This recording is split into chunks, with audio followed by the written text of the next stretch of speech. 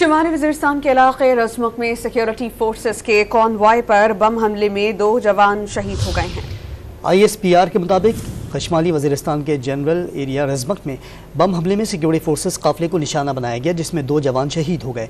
शहीद लांस नाइक एहसान बादशाह का ताल्लुक करक से था, जबकि शहीद लांस नाइक साजिद हुसैन का ताल्लुक कुरम से था।